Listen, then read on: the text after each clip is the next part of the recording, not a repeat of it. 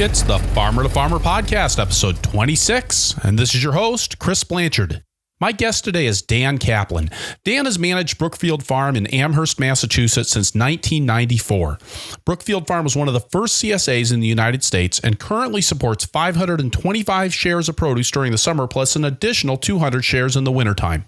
Our conversation reflects on the growth of CSA and local foods from Brookfield Farm's founding in 1984 until now, including how Brookfield has embraced a contemporary way of looking at its CSA shares without losing the core of its CSA community. Dan reflects at length on shared risk and shared loss as the core value of the CSA concept, binding the producer and consumer in a way that no other marketing model does.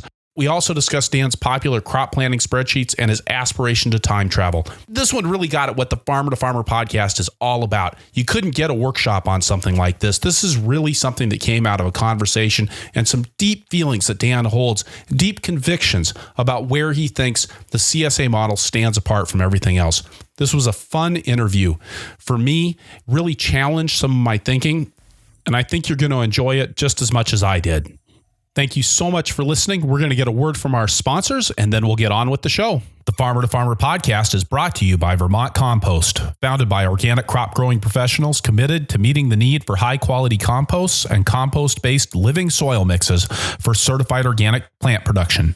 VermontCompost.com. The Farmer to Farmer podcast is brought to you by Audible. Discover the world of audiobooks and absorb yourself in the latest in business management texts, farming essays, or, if you've got a lot of tractor work to do, all 3 volumes of The Lord of the Rings. Get a free audiobook download and a 30-day free trial at audibletrial.com/farmer-to-farmer. Dan Kaplan, welcome to the Farmer to Farmer podcast. Thanks for having me. It's really an honor, Dan. I mean, I don't know if you know this, but you're one of those farmers that I've been looking up to for more than half of my farming career, ever since I first saw you speak at I think it was an advanced organic market farming workshop that was put on in 1997 in Mellonville, New York. And you were there and talked about the in particular, the way you were doing your CSA distribution was really inspirational to me. And you really dug in and tackled some interesting work about irrigation, just on kind of some real nuts and bolts basics that nobody else was covering at that time. And I was like, wow, this guy's really cool. So, so I've been sort of stalking you ever since, just so you know. Well, I can remember meeting you quite a few times, and the feeling is mutual. Although it's always a little scary when somebody says they think something of me, because I don't know, been making this up so long, it's hard to feel very confident doing what I'm doing. But I've certainly been doing it a while. Isn't that the case? The longer you do it, the less confident you feel. It does seem that way. That seems to be my 50th birthday present. So Dan, tell us a little bit about Brookfield Farm there in Amherst, Massachusetts. You're the farm manager, right? Not the farm owner.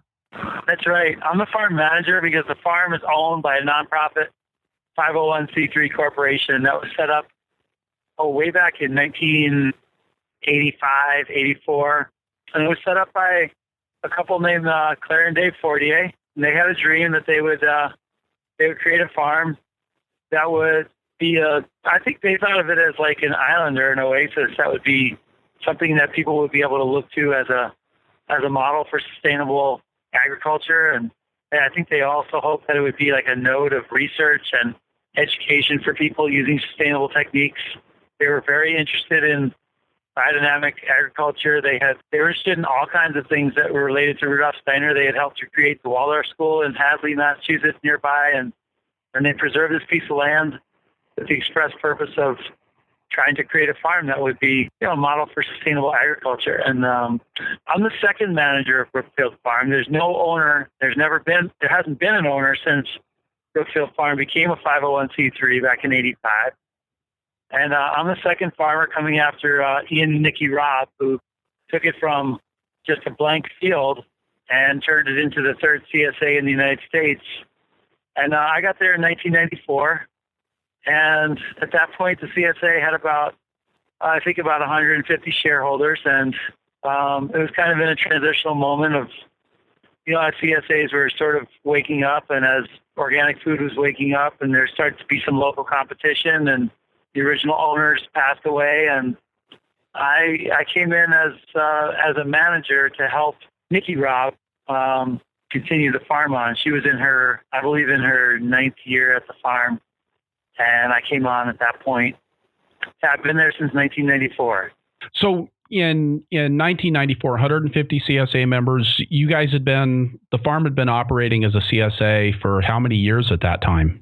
Well, I think the first year the farm took on CSA shareholders was 1986.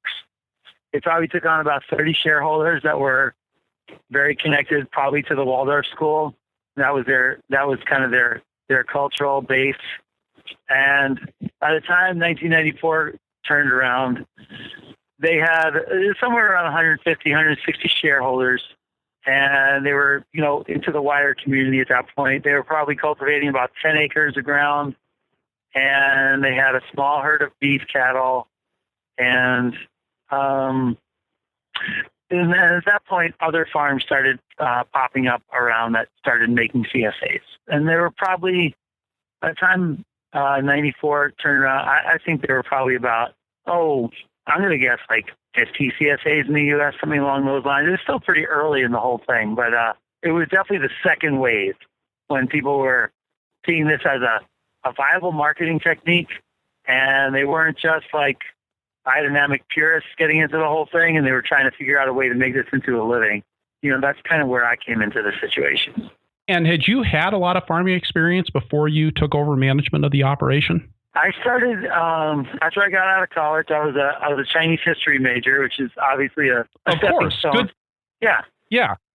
Puts me right in line to become an organic farmer. I decided that I would do some work in environmental issues. That seemed to be the place where I wanted to put my energy. I don't know exactly why I chose that, but I think it had something to do with being interested in things that would have more of a universal appeal as opposed to more of a parochial appeal. Unfortunately, I didn't have any science background, so I found myself on a 4-H ranch in California, the Elkis 4-H ranch, where I was able to work for a little stipend, and I didn't have any debt coming out of college, and I also didn't have any money. And so I found myself on this farm that was going to teach kids about environmental education using farming as their basis. And I really enjoyed the education, but I really, really enjoyed the farm work. And after that, I continued on towards environmental ed with farming as a background. I worked at the Farm and Wilderness camps in Plymouth, Vermont, and then I worked eventually at Caretaker Farm, one of the pioneering organic farms in Williamstown, Massachusetts. Then I went back to Farm and Wilderness camps and became their vegetable grower for all their camps. And I met my wife, we got married, and we decided that we would pursue agriculture as a vocation. And before we settled down onto a farm, we wanted to do a little traveling, figuring we would never travel again. So we went to Europe and tried to do some farm traveling, and went to Germany and England and France and Switzerland and worked on farms and visited farms. And when we came back, we found ourselves working at the Temple Wilton Community Farm, one of the original CSAs in the U.S.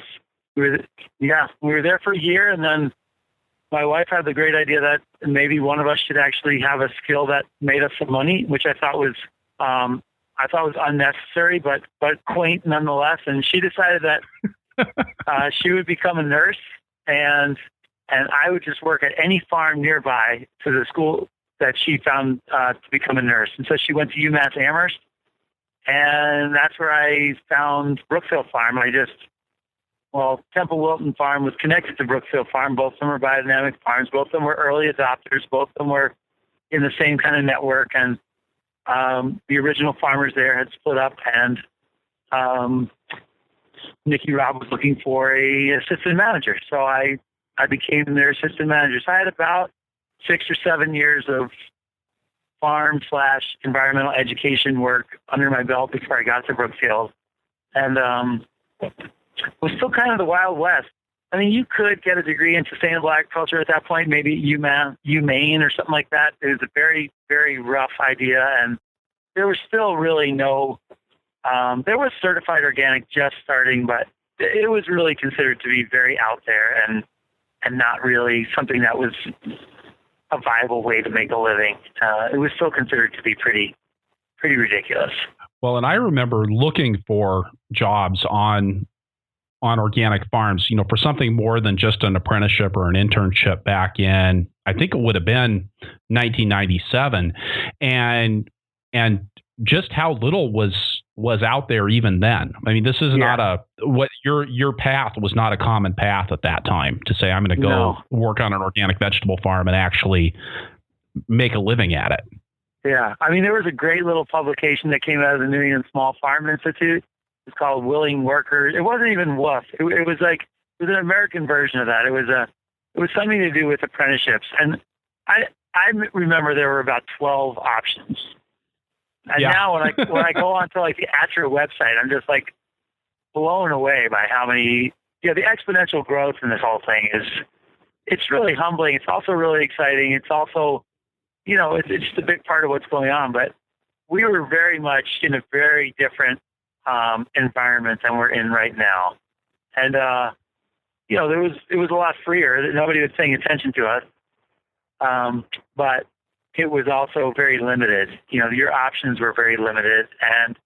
And certainly the idea that you were going to make a living at this was very ridiculous, especially to the people who were doing this at the time. They really didn't think they were going to make a living either. That was almost a sellout idea. And we were just on that cusp of like the changeover from this is like a back to the land hippie thing to this is like a possibility to make a living at. So it was an interesting time, really vibrant time, I think, but very off the radar time. Well, and I think about coming into a traditional CSA farm at that time. When I say traditional CSA, I assume you guys had things like a core group and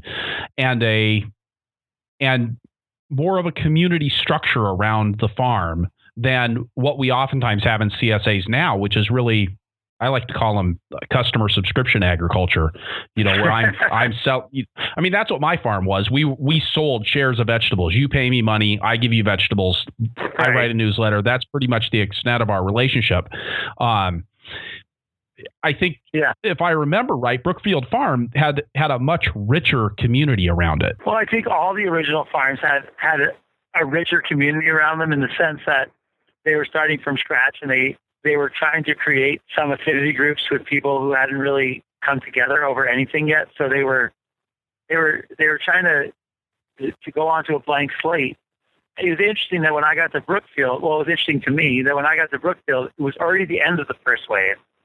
Brookfield had already been around for 8-9 years, and a new farm had opened up in the valley called the Food Bank Farm, and they had a very different rationale for being, and they also had a different scale of operation, and they pushed the market in a very different way than had been pushed.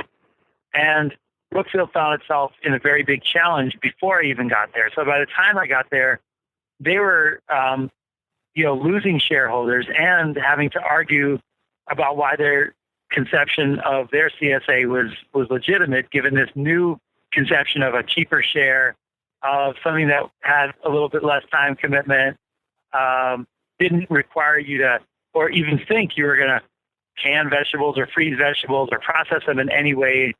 And so I represented a transitional moment for Brookfield.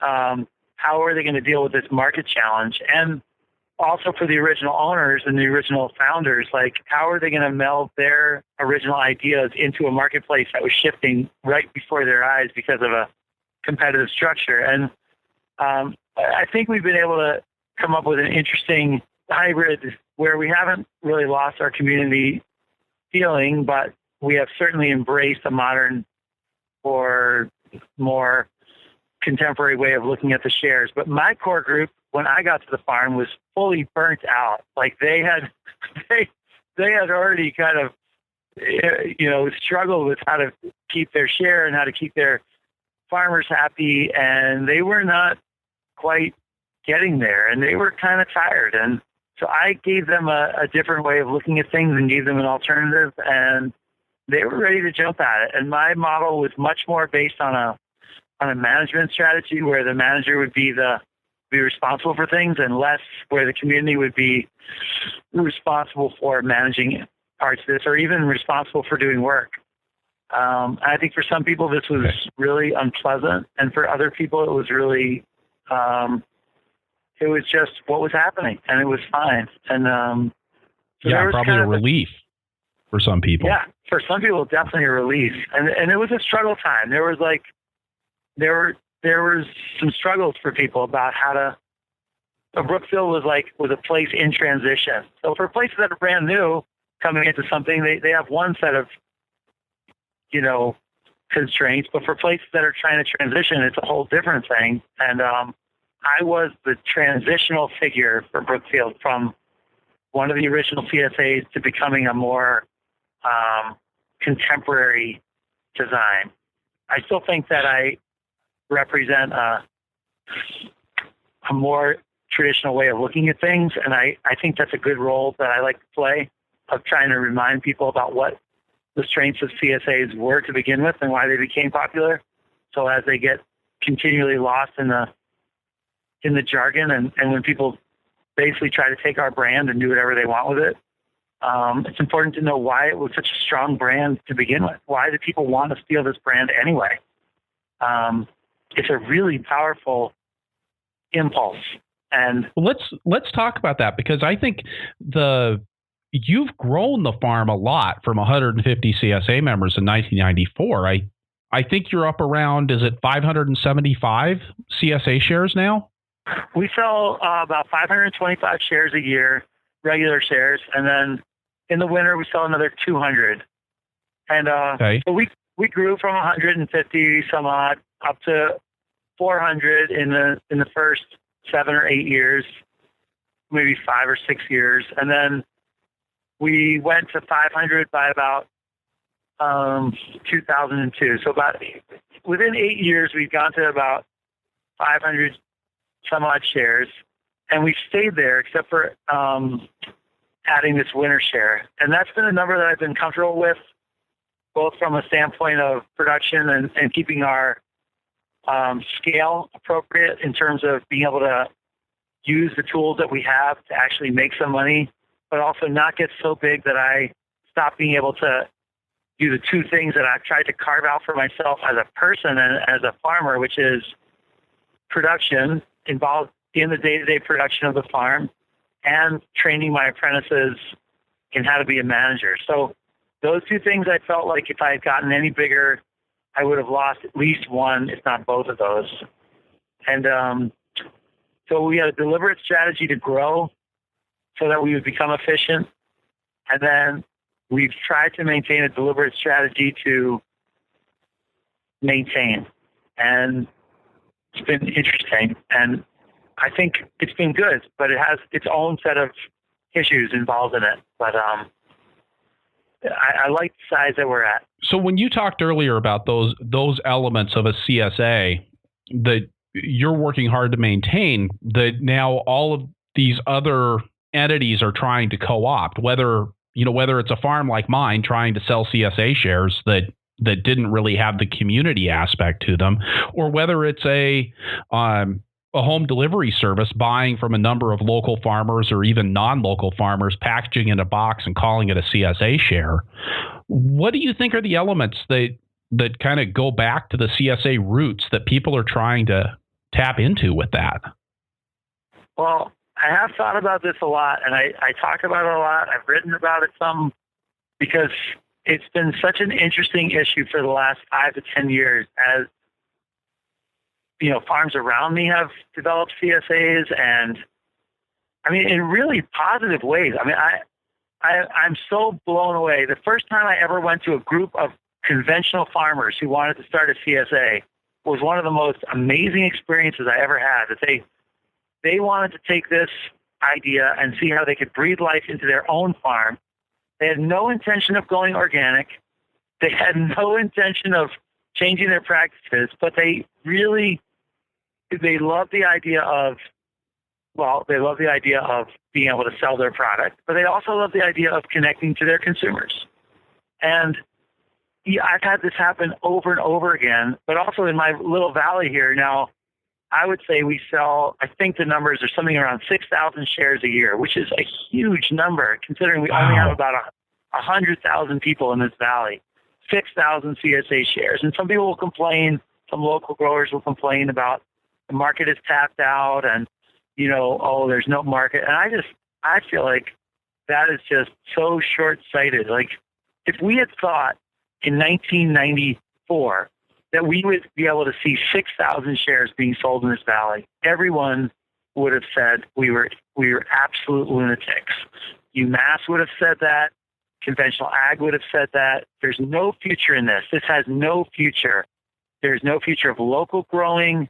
You might as well just start a turf farm and maybe sell ornamentals. That was all the options were there. So for me, the fact that the whole thing has grown is a real testament to the strength of this idea, but also to the strength of just what people can do when they decide that they want to do something that's a little different, that serves both the producer and the consumer. So for me, the bottom line with a CSA, why it was such a powerful and still remains such a powerful marketing tool, is twofold. The first is that it's about shared risk. And this is one of the places that I have a really big problem with places that call themselves CSAs and don't share the risk. It's not only because it's not intrinsic to the concept, but it's also a thinning out of the most important aspect of the concept. What shared risk does is it binds the consumer and the producer together into a unit that then becomes collaborators as opposed to, or cooperators, or whatever word you want to use, as opposed to competitors. And this is the great thing that happened with CSAs. This is where the capitalist market finds itself challenged. And that is that once farmers stop trying to trick the consumers into buying their produce by whatever means necessary, by either not spraying or not telling them, or killing all the earthworms and also getting all the weeds out, or leaving the problems for future generations, or whatever, once they are freed from that relationship of trickery, and there's really no other word for me, then the consumer is emboldened to care about what's going on, and the farmer is emboldened to actually think about farming, think about the things that really move them as a person, as a creator. And we always thought this was an interesting thing, but we were always warned that this would be thin. This would be something that once someone can go into a store and get an organic product, they're never going to come back to your farm. And we were always worried about it. And it took us years and years of crop failures, and then talking to our shareholders about these crop failures, and then witnessing how they reacted to the crop failures, to realize that they were not looking for, and when I say they, I mean the vast middle, or the majority. They were not looking, not 100% of your members, but a lot of them. A lot of them. They were just not looking for a supermarket. They could go to a supermarket. The supermarket was there. And we learned early on we were never going to be a supermarket, and we didn't want to be a supermarket. And we also learned early on that when we said community, we were not going to be somebody's total community. We were not going to be like their church, or we were not going to be the place that they did everything, but we were going to be a part of their community. And the part that we played, the really interesting part we played, was a controlled experience of loss. And this can only be explained by the fact that most of their lives, most consumers' lives in America, is all about no loss. Double indemnity, insured up the wazoo, never lose anything. Walk into a supermarket any time of day, 24 hours, 7 days a week, find anything you want all the time with no problem. And with a money-back guarantee. And with a money-back guarantee. And it all sounds great. And it really is great. When you go into a supermarket, if you go in with fresh eyes, you really should just cry at how amazing it is that this food system can produce this. But it's a thin veneer. It's a mirage. And the mirage is, or let's say the overcompensation, is the fact that is not reality. That is a oil-fueled fantasy that is on the backs of somebody, obviously, and it's not going to last. It has no depth, And it's a very quick party, and it's going to be over well before, 12 generations happen. That's for sure. It sure does feel good, and it sure is impressive, but it's very thin. And everybody knows that reality is not like that. And reality, I mean nature, and like the way the world really works and the world we live in. And I am not advocating, nor would I ever think about advocating, going back to a caveman world where we are just at the mercy of the elements and 9 of our 10 children die before they're 5 and all these things I have no interest in. But the CSA is an ultra compensation for an overcompensated world towards overinsurance. And that was what people wanted. That was what people were hungry for. That's what created a buy local movement. That's what created a CSA win-win situation for people. All of a sudden, they're like, my tomatoes get killed with a blight. I write a newsletter. I tell people, I'm really sorry. I did everything I could with these tomatoes, and then the lake blight came and killed all of them. And now these 14-year-old boys who just put this trellis up are going out and cutting them down, and we're not going to have any tomatoes this year. And we feel terrible. And I get little emails back from people saying, oh, Dan, don't feel so bad. We're behind you. We're behind you 100%. That's what we joined for. We're here for the long haul. We'll get tomatoes next year. All these things that come back, and you realize that, like, they want that. They want a different experience. And so to me, that's the main thing about a CSA. The biggest thing is the shared risk and what that does for people. Now, obviously, some people couldn't care less about that. And they'll just keep going to stores, and stores will keep existing, and so will my farm. But that's been a really important thing for us to experience, and an important thing for us to bring forth for other people to be inspired by and create. And this is where, when the brand uses the word CSA and then takes all risk out, as far as I'm concerned, it's really their problem. They're going to have problems down the line. They are never going to be able to do what they are saying they're going to do. It's always been the same story. People say, "Oh, I'm going to pack your boxes in a custom way. So all you have to do is send me an internet listing and tell me exactly what you want, and I'll just pack it exactly right." Those schemes never eventually work because people can't make money out of it. You can't serve people with that much service and charge this little money for it. You just can't do it. And if you charge them what it really costs you to do, then all of a sudden you're costing a lot more than a supermarket. And guess what? They're not interested either. So I don't think that as a CSA is inspiring or built to last in any way. But I'm sure that nothing failed like success, and people will continue to use the word CSA as long as it's popular and then do whatever they want with it. And that's okay too. I'm going to keep saying what I do, and my farm will have its little niche until such point that it doesn't need to exist anymore, and then we'll do something else. But that to me is the number one issue: shared risk. If I see a farm that doesn't have shared risk, for instance, when they lose their tomatoes, they go out and buy tomatoes and then fill them in the box. I feel sorry for them personally. Those people are not going to last. They are never going to last. It's a huge blow when you do that. And I almost think it's something that's incumbent on producers to be really clear with their customers that this is a shared risk venture. But I think it's also interesting when you talk about that shared risk, like where are the limits to shared risk? What's the risk that's reasonable to ask consumers to bear?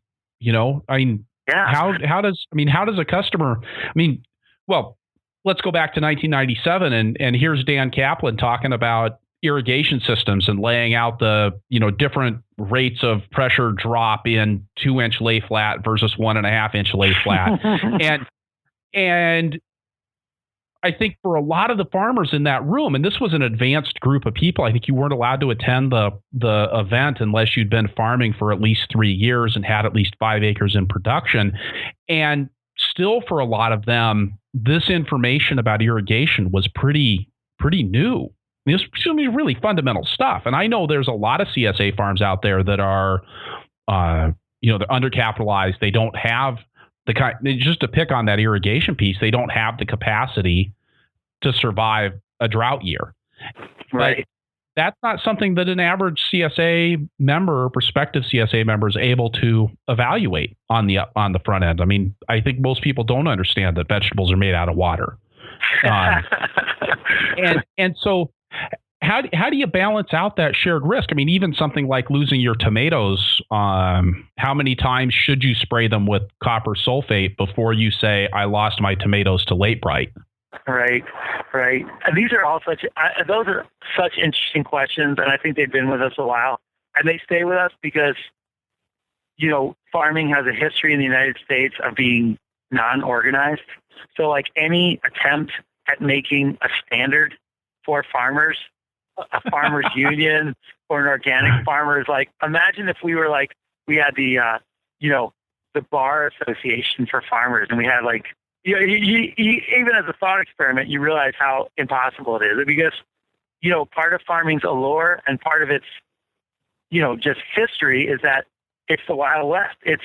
It's one person and their experience with the natural world and how to coax food out of it. And so we resist any attempt to codify what we do.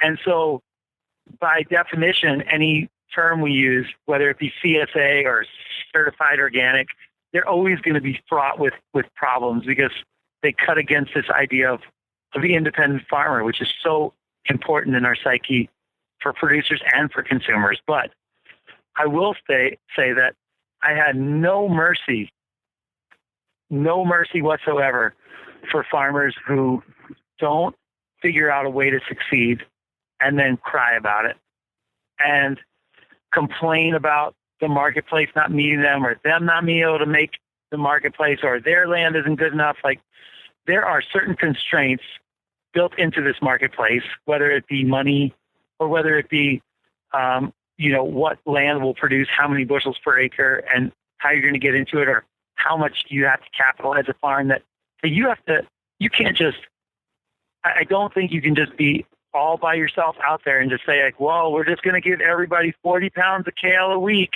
and they better like it because it's nutritious. Like, if you don't meet the marketplace where they are, which is both from a nutritional standpoint, a psychological standpoint, an economic standpoint, if you don't meet them where they are and create a product that they both value, can afford, and really yearn after, then as an entrepreneur, which you are, you have a problem and you have to fix it. And if you don't fix it, then that's your problem. And I've always said that, when you go out of business in America, no one cares. No one cares at all. It's your responsibility as a business owner to care and to do the right thing. And so you need to do the things you need to do to get an edge. And I would have no mercy or no sympathy for another farmer who says, well, I tried to make it on 2 acres and I can't because you sell your produce for cheaper because you use mechanical cultivation and you have flat land. And I'll say, well, I apologize, but that's just what we can do. And you have to meet the market where it is, that it is a competitive marketplace. It's not a vacuum. That being said, I think there's still a certain amount of, I think there's still room for a person to have ethics and standards and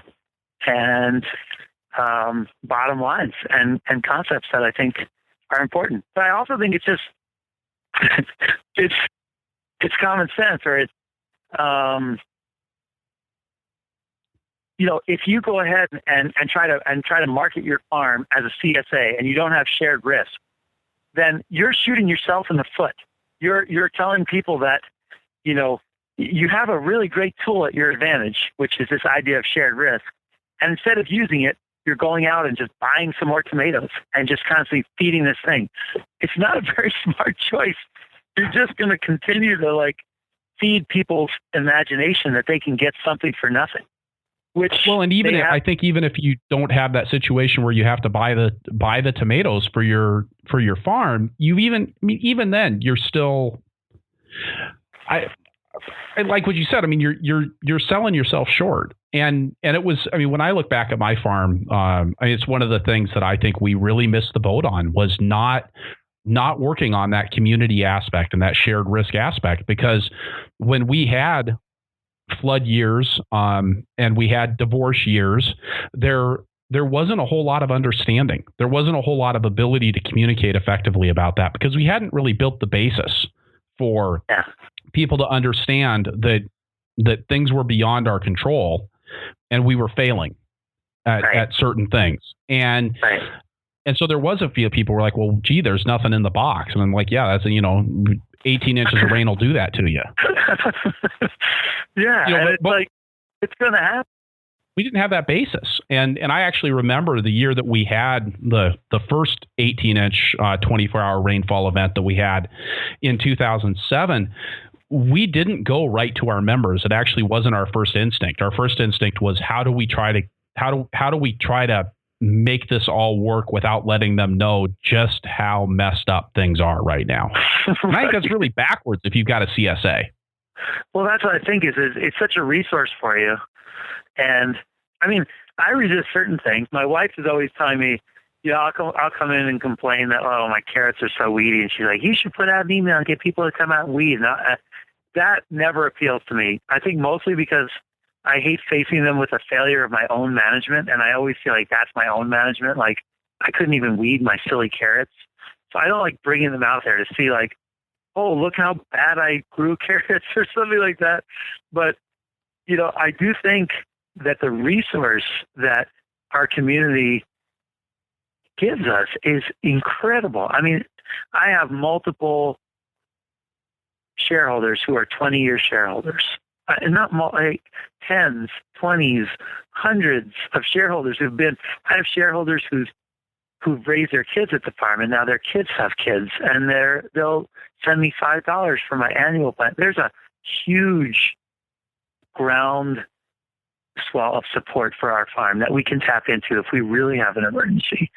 And I think that they love this connection they have to this farm. I mean, one of the things is that we didn't own our farm. We don't own our farm. And it's been we always thought that was going to be a terrible idea, and something that we would never do. Like, we need to buy a farm. How can we be secure? And in the end, this has been a real help to us as not owning this farm. It's a really congruent idea for people. It's like, oh, that's Brookfield Farm. That's this place down in South Amherst that I've been a part of. Oh, Dan happens to be the grower. He's the steward for this thing. But he's not going to pass this on to his kids when he's done. This isn't his place that he's, making money off of. This is like a community resource. And my neighbors eat here, and my kids ate here, and it's beyond humbling. Sometimes it's a little ridiculous, but it is a really amazing thing to be a part of. And it has come without any necessity for people to do work shares, or that was never our conception of community. It was more just, let's tell you what's going on here at this farm. This is what's actually happening. And we think that if you find out what's happening, you will support the actuality so that you get the actual output. And there'll be some interest in that. Now, is part of that you've got people coming to the farm on a regular basis to pick up their shares? Yes. So there's always been about 70% of our shareholders have picked up right on the farm. So we live in an area that has a lot of people right around it. And if I remember right, you don't even live on your farm. You're one of those people that lives right around the farm, right? I live across the street from the farm, right through a little wooded path. And the farmhouse is not owned by the farm. It's owned by, we own our own farmhouse. That's the only thing we really own. And no one sees it when they come to the farm. They don't see a farmhouse. They just see the barn. And so it feels like nobody's place and somebody's place and everyone's place, which is kind of an interesting thing. But yeah, we've never lived on the farms. So you were saying about 70% of your people, your shareholders, come and pick up at the farm. Right. And then the other 30% pick up in the Boston area, which we've set up distribution sites for remote distribution, and that's had its own different characteristic. We did that originally because people asked us in Boston to come out there and do that, and then we thought, well, as long as they're coming and picking up the produce, we can deliver it, and then we created more sites based on more people, and that eventually ballooned to about 180 shareholders, and now it's kind of dwindled, and that's the lowest growth area of our farm operation at this point. The on-farm thing remains very, very strong. The Boston area thing, I think, is struggling a little bit because I think that market is really dominated by non-shared risk CSAs, and we just don't have we don't sell the things that other people do. We're just not willing to do the things that people do, and we might have to eventually, or we might just give it up. I'm not sure. I think that the people who remain our shareholders in Boston feel connected to us, but it's a different thing when you only get a box and you don't come out to the farm and bring your kids and pick blueberries and pick your basil and walk around the farm with your dog and bring your neighbors. I mean, we have a real community event, not even a community, just a real family event, a real relational event that happens 3 times a week on the farm. I think that's important to people. I think one of the interesting things about doing that weekly pickup on the farm is that it's almost a non-event. I mean, when I go to the grocery store, that's not an event. That's just it's just part of my life. Taking my daughter to soccer practice, that's just part of my life. Yeah. I think when you have people who come to the farm on a regular rhythmic basis, and I know that's a big thing in biodynamics and Waldorf is that idea of establishing those rhythms. But I think suddenly it just becomes normal. It becomes part of you and part of what you do, rather than this thing that stands outside. And we could never we were 2.5 hours away from most of our customers, and we could never even get people to the farm, and I think that was something where, again, we got the rhythm around picking up the boxes, but that was picking up the boxes. That wasn't coming to the farm and being a part of what was happening on the farm, and seeing Chris's management failures, or seeing Chris's management successes, for that matter. It was all kind of it's all trying to put it in black and white on a newsletter just wasn't the same. Right, and I think that my environmental education background kind of warmed me up to this idea of the power that being part of a growing process, even if it was just witnessing it, was really strong. And it was really strong for people with kids. People let themselves experience something once they have kids.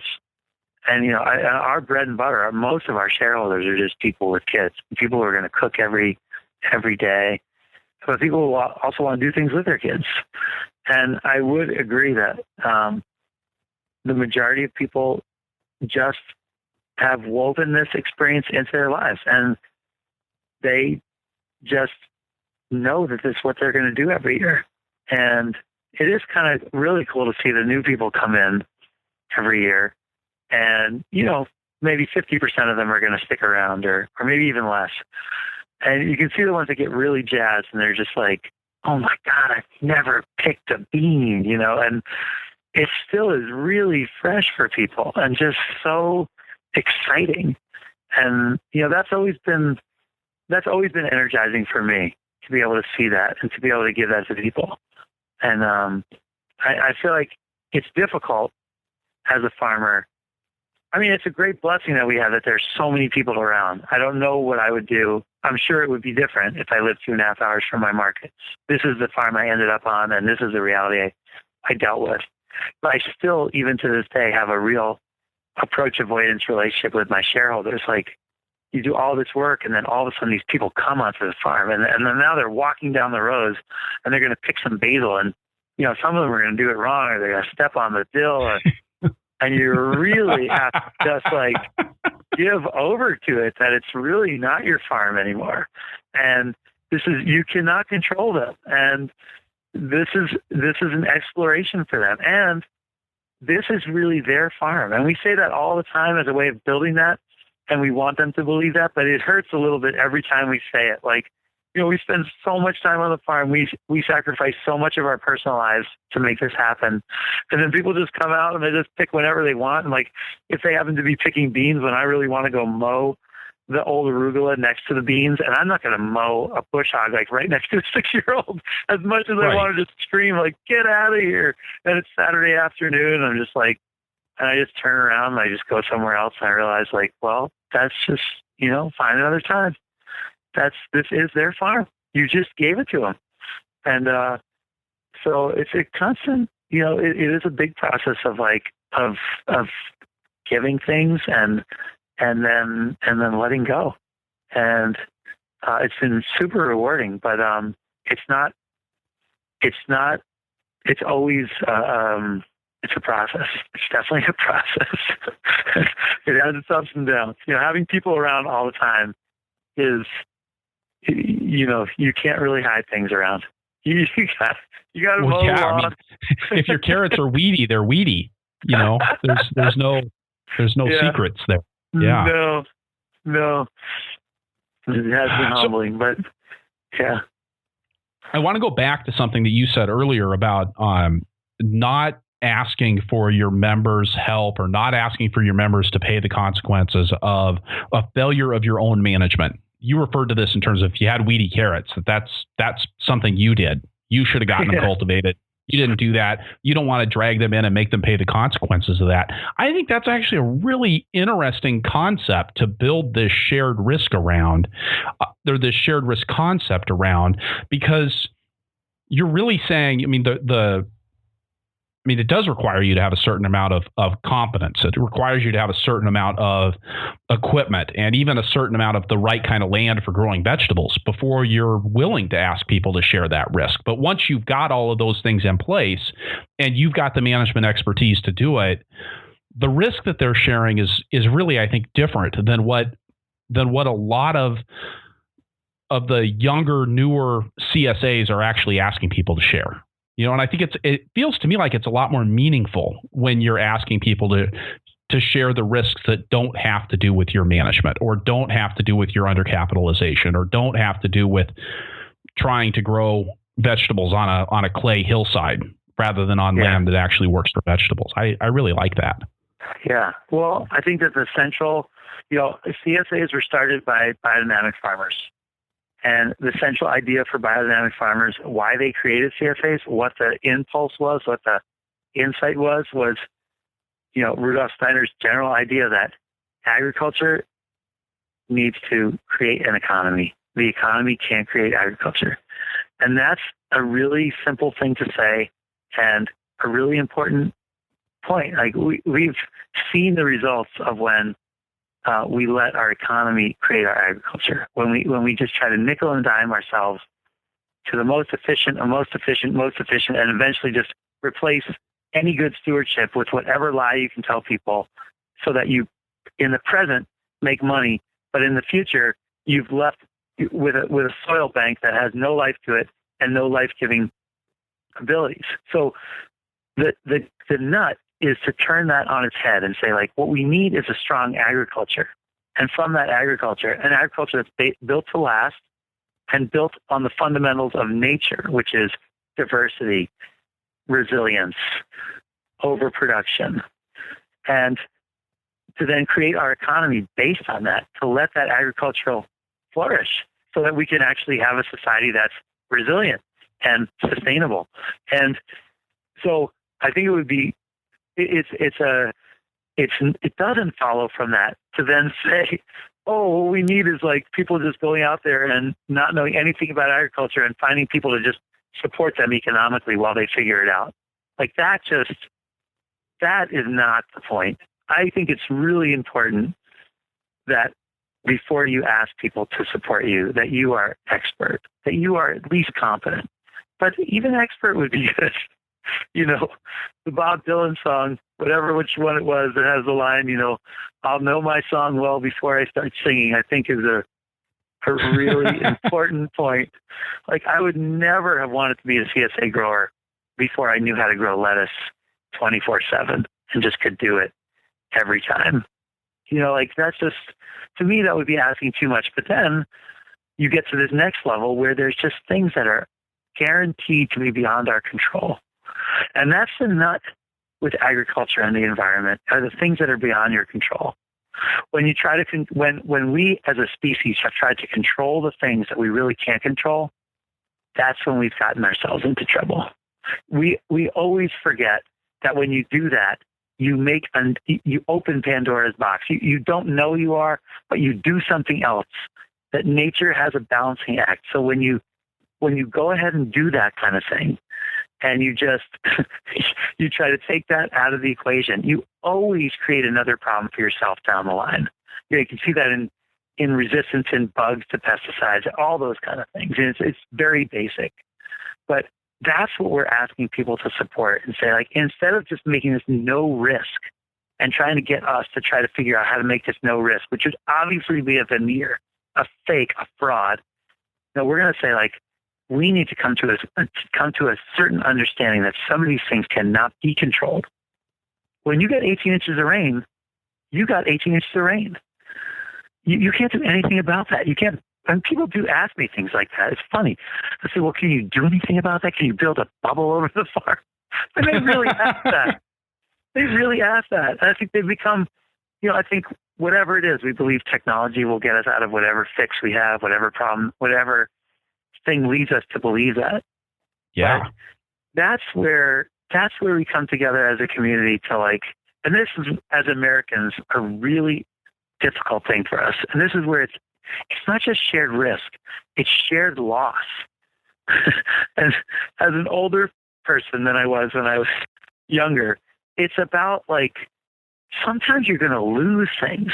Sometimes you're going to be in pain. Sometimes things are going to die. And this is what we don't like as Americans. We don't like death. We don't like loss. We try to do everything we can to get rid of that. And that is our downfall. That is our Achilles heel. And we know that. We all deeply know that, which is why we joined CSAs. We want a controlled experience of that.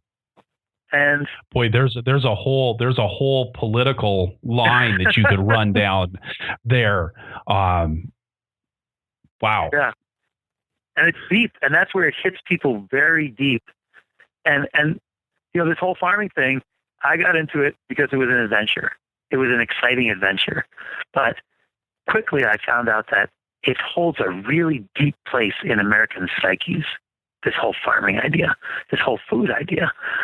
And we've really witnessed this in the last 20 years, how much of a important part of people's lives this has become in a weird way.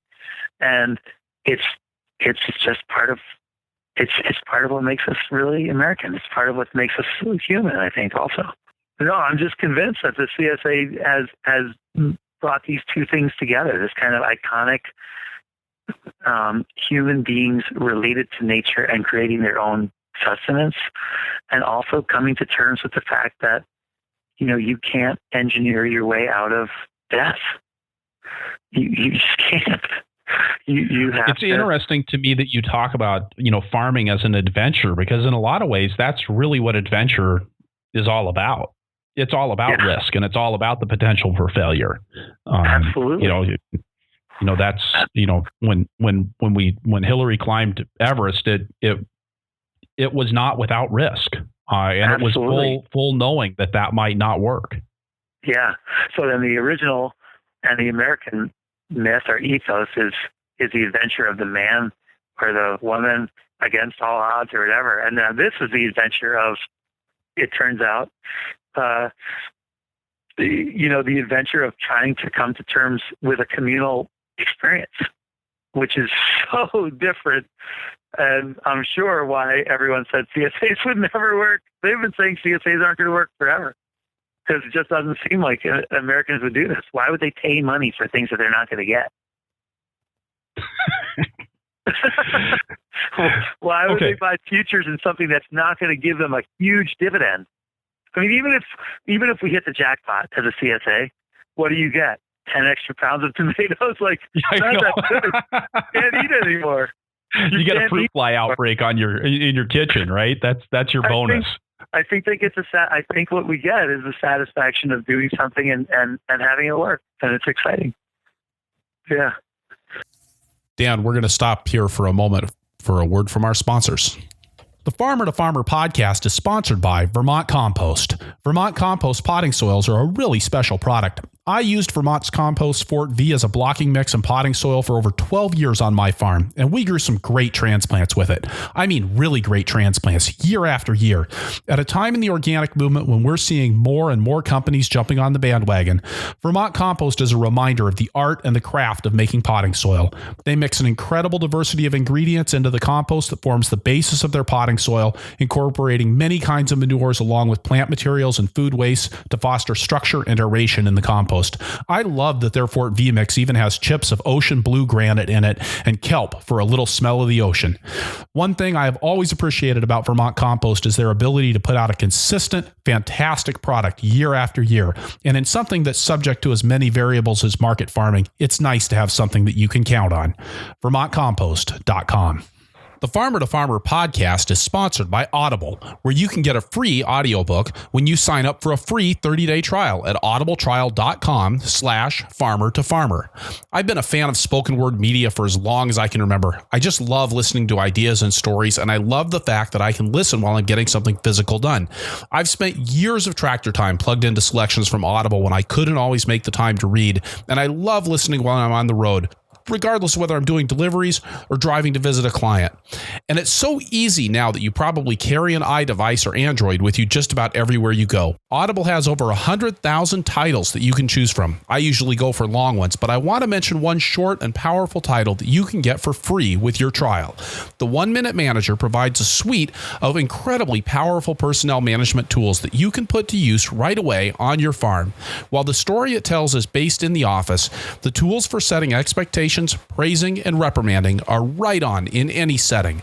Just go to audibletrial.com/farmer to farmer to get your free audiobook download. So Dan, I'd like to take a hard right turn here. And yeah. I mean, having talked a lot about CSA and the philosophy of CSA, how do you live that out on your farm? Let's talk about some of the production things that you're doing to encourage that diversity and that resilience in your own soil system there on the farm. Well, fundamentally, our production system has been based on a connection between animal agriculture and horticulture, and creating spaces where animals can graze areas that were vegetable land, and then using animal manures to create compost, and then using that compost for our vegetable production. We think that has been a really important part of, just from a production standpoint, of building a healthy soil. And once we build a healthy soil, hopefully creating healthy plants. On top of that, just growing all these different crops and trying to be somewhat experimental in terms of varieties, but realizing that when we're growing 65, 70 different crops, if you're going to grow 2 or 3 varieties of each one, you're already getting up to a number that's becoming difficult to do. So I think fundamentally sticking with a very organic approach, a very biodynamic approach of mixing animals and horticulture, and then trying to come up with realistic solutions to the diverse farm so that we can manage the variables that are out there. So by that I mean, we really try to make sure that we have very specific crop targets, that we are yield targets that we're trying to meet for our shares.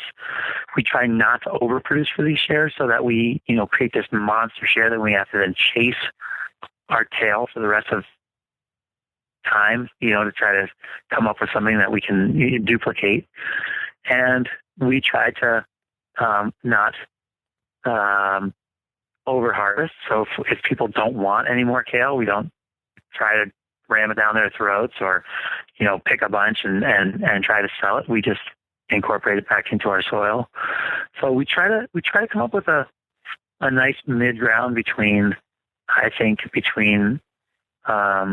ideals and also planning and being concise with what we're doing and hitting these targets and being satisfied with hitting the targets and making them realistic targets. I think that's been a really important practice that we've really tried to do. So we do a lot of crop planning, and then we do a lot of record keeping. We've done this for a long time, and we really try to not overdo it on anything, both in our yield estimators or in our actuality of what we put in that box, or what we put on the stand. How big a volume will let people take? Okay, so when you're doing that planning and that yield basis, you said that's based on actual yields on your farm. Then that you've generated that data over the years. Yeah, we started with a really conservative yield estimator based on what Johnny said we could get on 100 feet and what Fedco said we could get on 100 feet, and then we created this simple spreadsheet that would say, well, you can get this on 1 foot. And then we would use our records over the years and analyze it. And then whatever number we got, and let's say we thought we could, reasonably harvest 3/4 pound of beets off of a foot of row, then we would immediately take 20% off of that and estimate that we would only harvest, 0.6 pounds of beets on a row. So that we were not like trying to constantly chase the best year, but we were just going to estimate on an average year, figuring that farming was the ultimate occupation where, well, it's like baseball. And farming and baseball are totally the same game. If you hit 30% of your crops, like really hit them, you've had a great year. You've had a great year. If you put some good wood on that ball, and it's still got an out, but you put good wood on it for like 60% of them, you're doing good. You're doing really good. If you get 30% of your crops just are outs, well, just like whiffed, that's average, pretty average.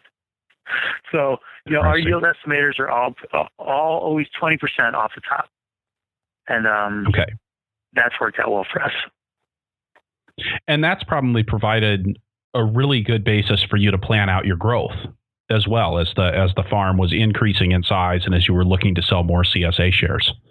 Definitely. It definitely really helped. It was a math problem, but it was just a math problem. We could reduce it to a math problem, and the math problem worked. It's all about record keeping and planning and doing them both every year. And it doesn't have to, we tried really hard not to overindulge our sense of data analysis and our sense of data collection. We really wanted to make it manageable. So we never figured out what does this bed of cauliflower produce? And what does this 1 row of carrots produce? We aggregated it all. What did we produce in carrots for the year?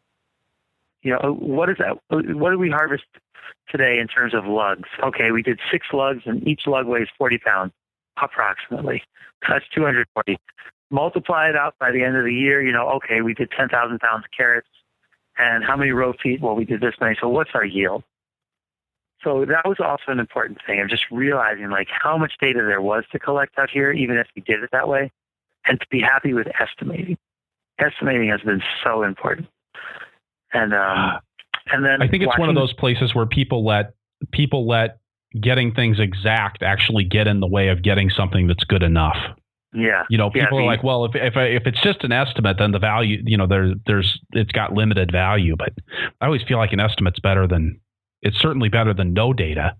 To have something that's trends are more important to me than anything. And like you say, no data. So if you shoot too high and you can't collect any data, then you've really lost. The one guy who was a seed guy, he said, he had a line that I really liked. I think it was the analyzed variable improves. I thought that was great. Very succinct. Yeah. the analyzed variable can produce. And that's all we want to do. We just want to like do a little better every year at what we're doing. The longer we can stay in business, the better we will be at being in business, and the easier it's going to be in business. And then it's going to be easier to succeed. So let's just keep surviving. And yeah, the yield. So yeah, we've definitely been big subscribers to the idea that the perfect is the enemy of the good.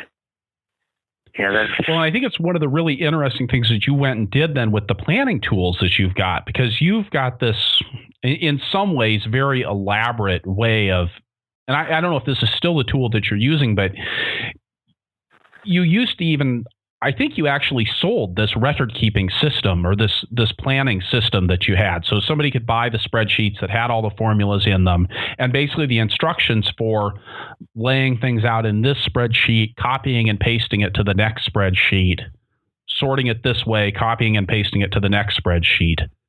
And I always, there was a part of me that was like, whoa, that's really clunky. But there was also a part that I looked at and went, wow, that's really elegant, because you can lose a lot when you try to get to that next level of planning. When you try to get to something that's the one massive database that does absolutely everything that you need it to do.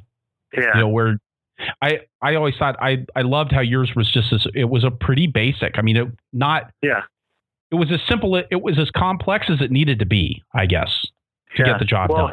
And it's an interesting process because I still do use this tool. I still sell this tool. I only sold it because people wanted it and because I used it. And I sold it for $25 just so people would understand that, like, it's not free. Nothing was free. And like, yeah, if you give me a little bit of money, it'll help me do something else. I've had many people take my request of like turning this into a database and a really big, very graphically interesting thing. I've seen some really great examples. The Ag Squared people talk to me. They have a really cool tool. There's this guy up in Vermont who showed me one last year that's based on the iPhone and has pictures associated with it. And all of them are really cool. They all have used my spreadsheets as a basis. And what they all like about my little spreadsheets is that they can see the logic behind it, and that it's a very simple little piece of logic. It's just like, okay, I have X number of people I want to feed. I want to feed them these crops. I want to figure out how many weeks I give them these crops, and these crops can grow this much in this much row feet, and this much row feet goes into this many beds, and this many beds goes into this many acres. So how many acres of carrots do I need to grow in order to fill 500 boxes of CSA shares 26 weeks or something along those lines? And it always has had like a real downside to it that, there's this copy paste thing. There's so many room for errors. But what it's helped me do is help me like concentrate on it for 1 week during the winter and just organize my thoughts and really think about it. And what's really weird about it is that 20 years later, I still sell 50 of them a year. Like, there's a new 50 people who decide they're going to put $25 into that, and maybe they're also going to do Ag Squared, and maybe they're also going to do something else. But this is just like something, it's pretty easy to get into. Like, if you get into Ag Squared, they have a great mapping tool. It's an amazing mapping tool. They have some great features to it. And then at some point I said, well, where's your seed calculator? Like, I mean, I say I want to grow, 10,000 rows, 10,000 feet of carrots. Like, how many pounds of carrots? And like, oh, we're going to put that in next year. And I was like, really? There's no seed calculator in there? Well, I do, I do some database design. It's something I kind of fell into on accident because I needed it when I was managing presenters at the Moses conference. But it is the thing about a database, and especially anything that's made for somebody other than the designer to use, is that it takes time to implement stuff. And I think it's one of the things that's really elegant about a spreadsheet solution is, God, if I want a seed calculator, I build a seed calculator. Right. You know, I write a couple of if-then statements and add in a couple of multiplication signs. And if I know how to read and write Excel, I can build that myself. And it's not as flashy and it's not as sexy, but it really is powerful in its simplicity. And I love the way, I don't know, you know, I was asked to do a section on crop planning in a class that I was teaching recently, and I kind of went back to those spreadsheets because that's how we started off with our crop planning on our farm, and I realized, you know, it really isn't all that hard. It's, if you boil it down to the map, it's a pretty straightforward process. You know, when do I want to pick it? If I want to pick it here, I need to plant it here. If I want to plant it here, when do I need to seed it in the greenhouse? You know, how much do I need to grow? You know, all of those things are pretty basic, and really most of it's coming up with the information, which if you do it for a couple of years on your farm, you've got pretty good data. Yeah. Yeah. And that's, I always thought that one of my greatest contributions to the farming world was just, showing people just how much you could do with this little bit of information and this little bit of knowledge to start with. Like, we actually ran the entire farm with addition, subtraction, multiplication, and division. That's it. Couple of parentheses, and that's it. And like, you know, that's one of the things that's been so, you know, useful or helpful or exciting to me about all the people that have come and worked for me is that, like, so many of them have never either used tractors, or they feel uncomfortable with spreadsheets, or they don't know how to read a financial statement. And I'm able to say to them, look, when I started, I never read a financial spreadsheet. I never read a financial statement. I didn't know what a balance sheet was. I actually still could look at my balance sheet and tell you 3 lines that I don't even understand what they mean, even though the accountant tells me what they mean every year. And all you need to know is how to multiply and divide, and you're going to be fine. Order of operations. And, you know, to peel back this stuff and empower people to just use those things they learned in 7th grade has been really positive for me. And, you know, you can go a long way. I love the expert stuff. I love all these databases that I see, and I still get people who want to just get down to the bare bones, I think, and just build it themselves. And I went to one conference where everyone was just like, it was really cool. It's like a farmer-to-farmer breakout session. Like, everybody show your spreadsheets. They were so cool. They were just all over the place, and everybody had these really great ideas and really creative thinking, and they're really powerful little tools. They're really powerful. It's like a great eraser. You can just change it up and build some scenarios for yourself. Yeah. You know, that is the other thing with the spreadsheet, is there's always that save as possibility and go and try something different. Yeah. What if I didn't make any money doing 300 shares? Let me just plug in 400 shares. Let me see how that looks. Oh, that's much better. 400 shares. I wonder where I'm going to get that extra 3 acres of land. Huh. Well, that's another problem. That's great. All right. So Dan, I think now it's time for us to move on to the what we call the lightning round here, the questions that we'd like to ask everybody that's on the show. And we're actually gonna start with a new question, though. As you and I were talking before I pushed the record button, you were talking about farmer superpowers. And so, if you could choose if you had a superpower on your farm, what farmer superpower would you choose, Dan? Well, now we play this game on our farm a lot. You don't necessarily. I've never said, like, if I was a farmer, what my superpower would be, but I've always thought, like, if I just had any superpower, what it would be. And for me, I always choose time travel, because I'm so fascinated and interested for how people's thinking changes and how things feel over time. I've always liked history, but I just think it would be just so interesting to be able to, like, put myself in different points in time in history or even in the future and just be able to experience it. So I would go with time travel, my favorite superpower. All right.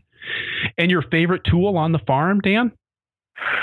Well, my favorite tool on the farm, I like all those tools that are both destructive and creative at the same time. I love the really destructive tools that clean things up. So a bush hog or a flail mower is probably one of my favorite tools because it wipes clean all your problems, all your mistakes, all your strivings that didn't come to fruition, and gives you back to that blank slate, and also makes things much more likely to break down and become, back around the wheel. So likewise, a manure spreader is the same thing for me, especially I make a lot of compost with my manure spreader. Same thing where you just beat up organic matter and just grind it up and just make yourself some compost. To me, those are the most exciting farming tools. I love it. What about your favorite crop to grow? Well, let's see. My favorite, I would say there's two ways to answer that question. One of my favorite crops to grow is strawberries because I can do almost anything out on my farm, and my soil is really ready to grow strawberries. Like 9 out of 10 years, I have great strawberries, and it seems like I can just do anything, and they just come up roses. And when people experience strawberries, I always thought when people have CSAs and they don't have strawberries, they're really missing an opportunity, because somebody once told me that the strawberries for the Native Americans was called the heartberries, and they open up people's hearts. They let people experience joy. And when we always say when we have a great strawberry crop that people just, they act silly to the point of like just being in love with everything. Oh my God, these strawberries are so amazing. The farm is so great. Like everybody's in such a great mood during a great strawberry season. They're just so happy, almost to the point of silly. Like you almost want to videotape them so you can show them later what they did when they got your strawberries. And the other crop that I really love to grow, but mostly because I fail at it every year, is spinach. I have a very mineral soil, and I can't grow spinach no matter what I do. I try so hard, try everything, this thing, that thing, more compost, more water, less water, and no matter what I do, I fail every year. But I really enjoy just trying it every time. So I think it's both those are my favorite crops to grow. One, because it's really positive, and the other because I just can never quite get there.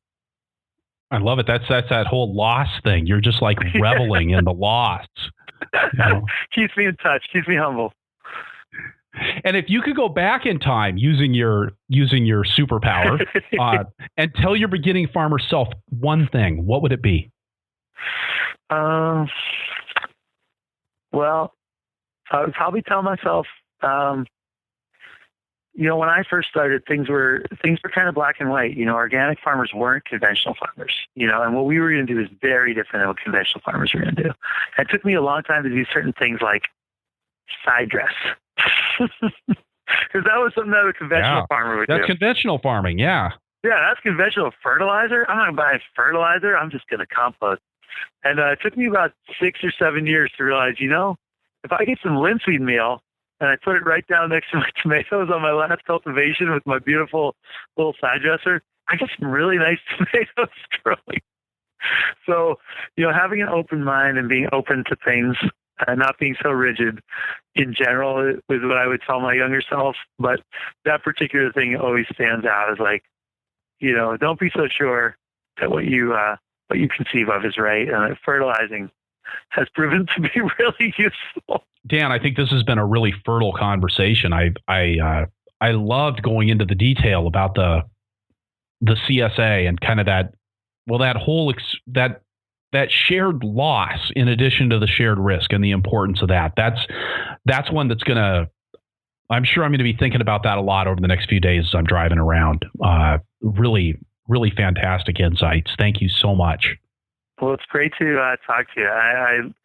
I love listening to the podcast. It's a great addition. I listen to it on my tractor while I'm working, and it's so much fun to be able to hear from other people about what they're doing. And, one of the things about farming is we just don't it's so hard to get off our farm and do things with other farmers and hear about them. So I'm glad to participate because I really have enjoyed listening to other growers. Glad to be part of it. Thank you so much, Dan. Yeah, thank you, Chris. Thanks for doing this. All right, so wrapping things up here, I'll say again that this is episode 26 of the Farmer to Farmer podcast, and that you can find the notes for this show at farmertofarmerpodcast.com by looking on the episodes page or just searching for Kaplan. That's Kaplan. We'll post a link there to the spreadsheets that Dan and I discussed towards the end of the show. If you enjoy the podcast, I think you would also enjoy my weekly email newsletter, The Flying Rutabaga. The Flying Rutabaga runs the gamut from practical templates for delegation to guidelines for watering transplants. You can sign up at farmertofarmerpodcast.com or purplepitchfork.com. It's worth noting that the show does take a substantial amount of time to produce and no small amount of money to keep on the air.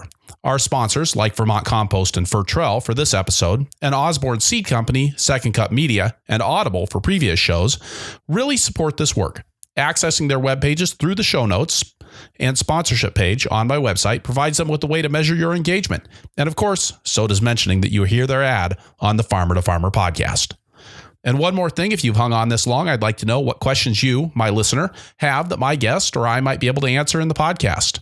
Please let me know on Facebook at Purple Pitchfork or use the contact page on farmertofarmerpodcast.com. Anything about farming and farm life is fair game, and if you want to be anonymous, just let me know and I won't mention your name on air. If we choose your question to use on air, I'll even send you a Farmer to Farmer podcast mug. Keep weathering the weather, be safe out there, and keep the tractor running.